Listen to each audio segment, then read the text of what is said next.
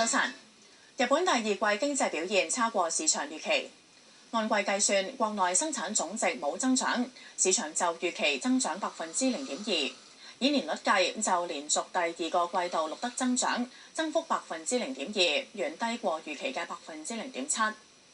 期內私人消費升0.2%，符合預期。資本開支跌0.4%，市場就預期跌0.1%。東京股市早段下跌，受日本國內生產總值同美國零售銷售數據欠佳所影響。日經平均指數係跌39點，報16,880點。美元對主要貨幣匯價喺亞太區早段個別發展。美國零售銷售同生產物價數據欠佳，美元上個禮拜五受影響。今朝早對歐元同日元都回穩。內地經濟數據超過預期。澳元上個禮拜五下跌之後，今朝早微升。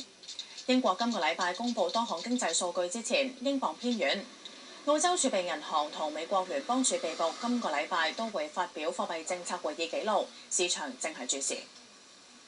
睇睇美元匯價對日元101.26，英鎊1.2911，瑞士法郎0.9748，歐元1.1162。加元1.2952，澳元0.7651，港元7.7558。轉睇港元匯價對日元7.654，歐元8.657，英鎊10.0127，瑞士法郎7.9506。加元5.9863，澳元5.934，新西蘭元5.5749，每百港元對人民幣85.514。內地外匯佔款連跌9個月，有分析認為人民銀行有更大需要下調存款準備金率應對。內地外匯佔款連續第9個月下跌，而且跌幅擴大。人民銀行公佈截至7月底，央行口徑外匯佔款有23萬幾億元人民幣。路透推算，期內外匯佔款按月減少超過1900億元人民幣，金額係5個月最多。有分析認為，由於踏入跨國企業結算旺季，需要兌換外幣派息，仲有旅遊旺季等因素，傳統上7月都係資金外流較明顯嘅月份。民生銀行研究員就話，英國公投脫歐之後，金融市場波動，令人民幣貶值，而且美國仍然有機會加息，美元前景可能轉強，企業同民眾增持美元資產，令銀行資產負債表收縮，都導致外匯佔款減少。但如果外匯佔款持續減少，銀行就更加有必要下調存款準備金率，因為公開市場操作或者中期借貸便利 MLF 等等都只係短期行為，而且利率成本較高，降準能夠一次到位對沖資金外流嘅情況。不過亦都有分析認為，降準減息暫時唔喺當局考慮之列。例如人民銀行早前發布季度貨幣政策執行報告，就強調頻繁降準會加強政策寬鬆預期，可能反過嚟增加人民幣貶值壓力，同埋令外匯儲備減少。無線電視記者黃文軒報導。地產代理統計顯示，本港週末期間10大屋苑二手成交走勢分歧。中原地產統計到18宗成交，按週上升5宗。美聯更加有22宗成交，創3個星期高位，亦都係連續11個週末錄得雙位數成交。不過，利嘉閣同香港置業統計到嘅成交宗數就按週分別下跌3同4宗。有代理話，港股做好，加上新盤市場持續熾熱，有利市場購買力釋放。部分未能夠購買新盤嘅買家目光轉移到二手市場，但盤源已經不斷被消化。業主亦都反價封盤，令到二手成交未有明確嘅走勢。永利澳門公佈今個月開業嘅新項目永利皇宮，最初只係有100張新賭台。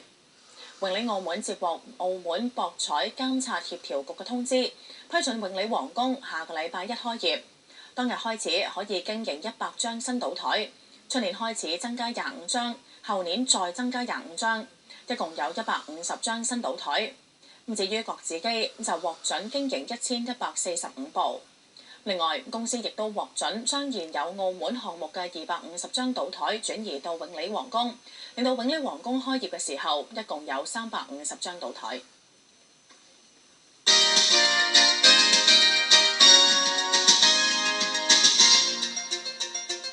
跟住係社評摘要，交俾你一張文采。好啊，商報社評。長期以嚟，唔少對國家運作發展缺乏了解嘅市民，因為覺得國家主權同安全同自身無關而高高掛起，冷漠以待。眼下港獨歪風肆虐香港，唔單止法治受到嚴峻嘅挑戰，香港一國兩制嘅根本利益所在，亦都不斷受到衝擊。而近期出現嘅港獨入侵校園現象，更加令人憂心香港嘅未來。信報社評。由始至終，信報認為港獨只係一個偽命題，純粹由情緒發泄衍生出嚟。但係好不幸，政府同建制陣營敵我矛盾嘅鬥爭姿態應對之，結果係適得其反，等年輕人越嚟越覺得反感，繼而反叛，以致產生更多敵人。歸根究底，年輕人最需要獨立嘅思考能力，唔好人云亦云，唔好接受洗腦，唔好明知係死路一條，仍然蠻幹核鬧。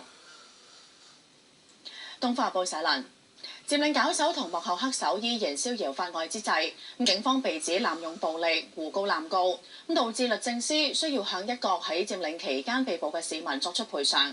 此例一開，唔單止索償潮一觸即發，警隊所餘無幾嘅威信更加係一鋪清袋，並且再一次將港府嘅無能暴露無遺。天氣方面，預測大致多雲同有驟雨，稍後有一兩陣雷暴，最高氣溫大約30度，吹和緩東至東北風，離岸風勢間中清勁。展望未來一兩日天氣仍然唔穩定。